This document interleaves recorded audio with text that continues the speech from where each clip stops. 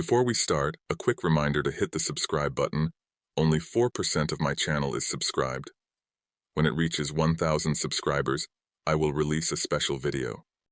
The Martian landscape was an unforgiving place, where red dust swirled in eternal storms and jagged, broken horizons thrust themselves above the rough-hewn utilitarian domes of human habitation. These structures, born for necessity and survival, devolved from a crouch to the planet's surface like metallic mushrooms from out of the rust-colored earth. The sky, oxidized ochre and burnt sienna, a canvas that never dropped its curtain over the desolate expanse, reminded everything below of their place in this alien world and their fragile existence. Right in the heart of all this barrenness lay the Western Outpost, refuge of human resilience, where Captain Austin Siegel, a man both admired and feared, commanded his crew with an iron resolve tempered by personal tragedy. Austin was a tall man, with a gaze as unyielding as the Martian storms that through it seemed to seek purchase. The presence of Austin served as a constant comfort to his people and as an unspoken threat to those who might ever try to threaten his charge. Today, Austin patrolled the perimeter of the outpost, counting his steps and sweeping his eyes along the endless dunes that bordered this, their fragile sanctuary from the red planet. The weight of his standard-issue blaster upon his thigh was a reminder, always, of the readiness circumstances demanded at every moment upon this hostile planet. His communicator buzzed with the routine check-ins from his crew, voices that spoke of normalcy and control. But that calm was deceptive, a thin veil that could so easily rip apart as it had before, to change his life forever. It was on one such patrol 5 years ago that Austin had lost everything. Instead, it was the sudden Dracor raid that had left the outpost in ruins and taken his family, Maya, his wife, and Ellie, his young daughter, into the red dust of memory. That day had scorched more than just his home. It scorched a fierceness in his soul, and never again would he let that kind of devastation touch those under his protection. This promise had made him the leader he was today, one who was strong, vigilant, and at times, unforgivingly fastidious. As Austin's mind remained lost in the memories of those darker days, his scanner emitted a sharp signal, snapping him out of his reverie. The device showed a reading, an anomaly, erratic in nature, for it didn't correlate to any recorded patterns, alien or not. He readjusted his grip on his weapon and accessed his communicator. "Riggs, come in. I'm heading to Sector 7. Anomaly in the read. It's likely malfunction, but keep on your toes." "Copy that, Captain," came the crackling reply, overlaid with that ever-constant tension that underlined life on Mars. Austin navigated the outpost's labyrinthine corridors, each twist pulling him deeper into the belly of the colony. The walls, lined with pipes and cables, hummed with the lifeblood of the outpost. Oxygen generators, water recyclers, and the ever-whirring engines that kept their artificial atmosphere breathable. When he reached the normal pressure lock, Austin stepped onto the observation deck, his vision clear but for the dancing dust that whipped through the winds. His scanner beeped constantly with every adjustment of the dials, trying to locate the source of the anomaly. And then, finally, as he looked through the haze, a shadow emerged, large, silent, and undeniably alien. The sight of the vessel, a sleek silhouette colorlessly etched against the stark Martian sky, sent a shiver down his spine. It was like nothing the human engineers had made. Its surfaces were smoothed and burnished, designed to slide through the universe with an elegance that spoke of a civilization light years advanced of their own. In front of Austin's very own eyes, the ship descended slowly, but the intention remained out of clarity. In the defense outpost, its own defenses stirred to life, sensors aligning, weapons powering, waiting his order. Barely over the control pad, Austin's hand hovered, his mind racing. This situation could be first contact, or it could be another attack. The memories were vivid enough to caution him, but the leader in him saw the potential for something more, perhaps an alliance, or at least an understanding, born from the ashes of old animosities. With a steadying breath, Austin made his decision. "Hold fire," he said, his voice steady. "Let's see what they want." As the alien vessel opened, revealing beings of light and grace, Austin Siegel felt the weight of history shifting beneath his feet, on the red sands of a world far from home. "No human make," muttered Lieutenant Kara, Austin's second-in-command, her face a mask of intrigue and caution. "Open a communication channel. Let's see who we are dealing with," Austin ordered. The crew waited in tense silence as the hailing signal echoed into the void. Moments later, a reply came, not in words but a complex, harmonious sequence of musical tones, which danced through the cabin. "Vithosians," Austin hissed, realizing the signature greeting of one of the galaxy's most elusive species. Counted among the architects of peace in the galaxy, the Vithosians were a species of repute. Their technology, as advanced as their nature, was enigmatic. The screen burst to life, revealing the face of the Vithosian commander. His skin was translucent, tinged with the soft glow of his planet's auroras, and his eyes, large and luminous, beamed at them with an expression of serene confidence. "I am Commander Lyseer of Vithos," the alien intoned, musical, yet precise. "We seek parley with your leader, Captain Siegel." Austin stepped forward. "I am here, Commander. What brings you across the void to Mars?" Lyseer's gaze seemed to go further than visual, piercing within to read the honesty in Austin's face. "We come seeking allies against a common foe," he said with the subtle but unmistakable reference to the Dracors. "Our surveillance has detected unusual activity in the Dracor sectors. We believe an assault is imminent." The mention of the Dracors made Austin's jaw tighten. The scars of previous raids were not only etched into his memory, but also bore down upon the land and colonies themselves. "Your intelligence coincides with our suspicions," Austin admitted, his thoughts now racing with the tactical implications. "That's troubling, Commander. We've got a lot to go over. Do you have any mind to maybe meet in person?" "Yes, Captain. But let it not be over channels. I welcome you on board our vessel, the Starlit Harmony. Trust is the cornerstone upon which alliances are forged." Austin looked to Kara, who gave a little nod, putting faith in him. "We'll see you there, Commander. You set the pace." Minutes after his transmission, Austin and Kara, followed by a half-dozen security officers, disembarked to one of the airlocks on the Vithosian ship. The airlock opened onto a corridor that was more an art gallery of the cosmos than ever any part of ship. Luminescent panels in the walls told a tale of the famed floating gardens and starlit seas of Vithos, with another stark reminder of the functional form of human crafts. Commander Lyseer was waiting for them in a plainly appointed chamber that echoed softly with an ambient melody. Sound architecture, another marvel of Vithosian technology.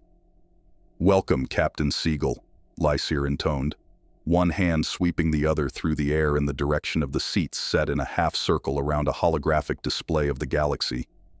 "Let us discuss how we may help one another withstand the storm that brews on the horizon." As they got to talking, Austin reflected on the weight of the moment. Here, so far from Mars, so far from the red dusty plains, under the scrutiny of a new potential ally, the course of the future was being plotted. A course that would ideally lead to unprecedented unity, but, at the worst, possible conflict.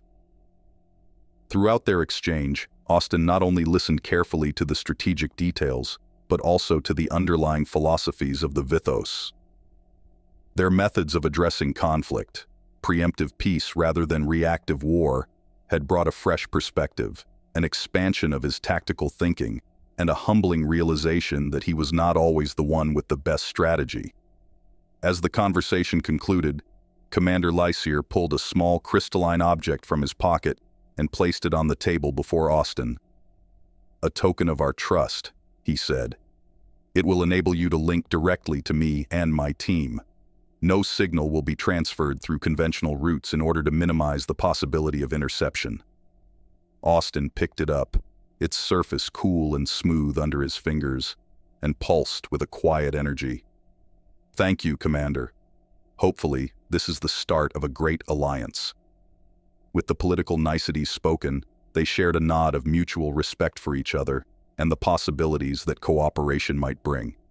Back in the shuttle, as Austin glanced at the serene face of Commander Lyseer, a face that spoke of peace while surrounded by impending storms, he felt a swell of hope begin to rise within himself. This unlikely meeting might, sprung of necessity, nurtured by two men who respected each other despite their differences, be the key to saving not only Mars, but perhaps humanity itself. Chapter 2. Shadow of the Dracors. The vastness of space was a canvas of darkness, punctuated by the distant glow of stars and the occasional shimmering nebula. A lone Dracor command ship, its surface gleaming like polished obsidian, drifted silently through the void. Inside, the air was thick with tension and purpose, the walls lined with intricate carvings that depicted the storied history of the Dracor race. In the heart of the ship, a war room buzzed with activity. Holographic displays flickered to life, projecting maps of human and Vithosian territories. Commanders moved with precision, their scaled bodies reflecting the cold blue light of the room. At the center, standing tall and commanding attention, was General Kraz. General Kraz was a formidable figure, his presence both awe-inspiring and intimidating.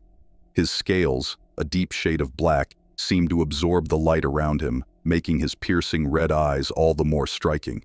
He wore a ceremonial armor that signified his rank, adorned with ancient symbols of power and conquest. Status report. Kraz's voice resonated through the room, a deep, gravelly sound that demanded respect. One of the commanders stepped forward, his scales a lighter shade of gray. Our scouts have confirmed increased activity on Mars and the Vithosian border.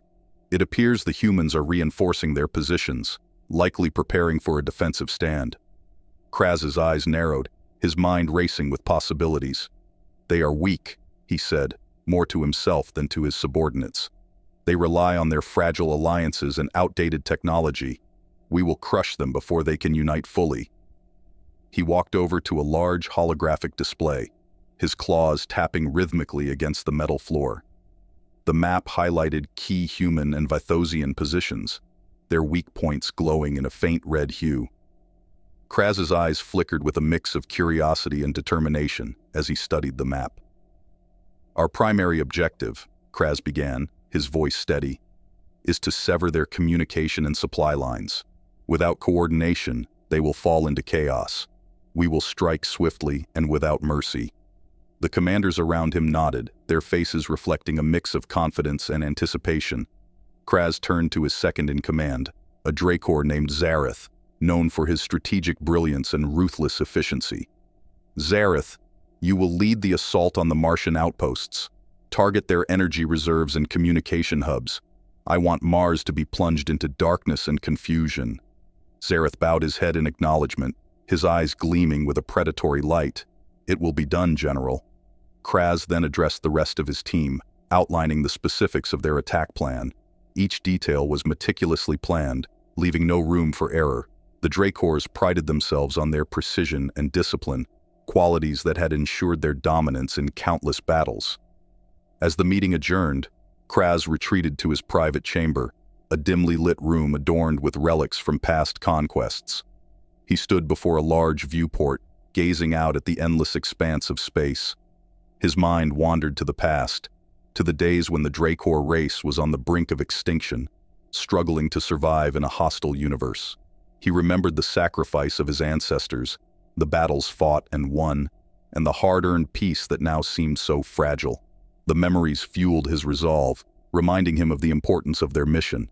The Dracors were not just fighting for power or territory, they were fighting for survival.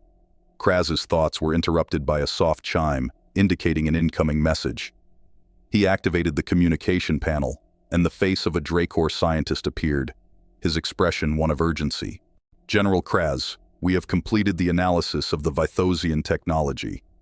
Their energy shields are more advanced than we anticipated, but we have identified a potential weakness. Kraz listened intently as the scientists detailed their findings. A flicker of satisfaction crossed his face as he realized the advantage this new information could provide. Excellent work. Prepare the necessary modifications to our weapon systems. We will exploit this weakness and ensure our victory. As the communication ended, Kraz turned back to the viewport, his mind now focused on the impending battle. The humans and their allies thought they could stand against the might of the Dracors, but they were mistaken. Kraz would ensure that their defiance was met with overwhelming force. He allowed himself a moment of reflection, considering the weight of his responsibilities and the lives that depended on his leadership. Failure was not an option. The survival of his race hinged on the success of this campaign. With renewed determination, Kraz left his chamber and headed towards the command bridge. The time for planning was over. The time for action had arrived. As he walked through the corridors of the ship, the crew members saluted him, their eyes filled with unwavering loyalty and respect. Kraz stepped onto the bridge, the hum of the ship's engines a constant reminder of the power at his disposal. He took his place at the center, his presence commanding and resolute. The final preparations were underway, and the Dracor fleet was ready to move. "Begin the assault," Kraz ordered, his voice cutting through the silence like a blade. The command was relayed instantly, and the ship's engines roared to life. The fleet surged forward, a dark wave of destruction aimed directly at the heart of their enemies. As the stars blurred into streaks of light, General Kraz felt a sense of anticipation and purpose. The battle ahead would be fierce, but he was prepared. The shadows of the Dracors would descend upon their foes, bringing with them the might of a race that refused to be extinguished. In the depths of space, the echoes of war began to resonate, signaling the start of a conflict that would determine the fate of worlds. General Kraz and his Dracor forces were ready to write the next chapter of their legacy, one forged in the fires of battle and the unyielding will to survive. Chapter 3: Alliance Forged. The shuttle's engines roared to life, vibrating through the deck beneath Captain Austin Siegel's feet as he braced himself against the bulkhead. Outside the viewport, the dusty red surface of Mars receded, giving way to the inky blackness of space punctuated by a distant twinkling starscape. Earth awaited, its blue and green beauty a stark contrast to the harsh Martian terrain he had grown so accustomed to. Austin's mind churned with a mix of anticipation and apprehension. He was en route to Earth not for a brief respite, but to argue for a desperate alliance. The Vithosians had extended a hand in friendship, and now it was up to him to convince Earth's leaders to grasp it firmly, despite the inherent risks and suspicions. Hours later, the shuttle docked at the Orbital Diplomatic Hub, a massive space station that served as the neutral ground for interplanetary negotiations. Its corridors buzzed with diplomats, military personnel, and representatives from various factions, all moving with a sense of urgency that mirrored Austin's own. Walking through the station, Austin couldn't help but notice the wary glances and hushed whispers that followed him. He was an anomaly, a Martian commander thrust into the delicate web of Earth's politics. He straightened his shoulders and pressed on, knowing that any sign of weakness could undermine his mission. The conference room was a vast circular chamber with a transparent dome overhead, offering an unobstructed view of Earth rotating majestically below. Representatives from Earth's major powers sat around a polished crescent-shaped table, their expressions a mix of skepticism and guarded interest. At the head of the table stood Chancellor Irina Volkov, a formidable figure whose sharp eyes betrayed no emotion. "Captain Siegel," she greeted, her voice cool and measured. "You've requested this audience to discuss a potential alliance with the Vithosians. We are eager to hear your proposal." Austin took a deep breath and stepped forward, the weight of his responsibility pressing heavily upon him. "Chancellor Volkov, esteemed representatives, the threat we face from the Dracors is unlike any we've encountered before. Their recent attacks on our Martian outposts have proven their intent to annihilate us. The Vithosians, advanced and strategically positioned, offer us a chance to not only defend ourselves, but to turn the tide of this conflict." Murmurs rippled through the room, and Austin saw a flicker of doubt cross several faces. He pressed on, his voice gaining strength. "Our alliance would bring together the best of both our worlds, human resilience and Vithosian technology. Together, we stand a better chance of repelling the Dracor onslaught and securing a future for all our species." A representative from the Eastern Coalition leaned forward, his brow furrowed. "And what assurances do we have that the Vithosians won't turn on us once the Dracors are defeated? How can we trust them?" Austin was prepared for this question. Trust is earned through action. The Vithosians have already shared critical intelligence that has saved countless lives on Mars. They've proven their commitment by standing with us in battle. They seek not to dominate, but to coexist and protect the fragile balance of our galaxy.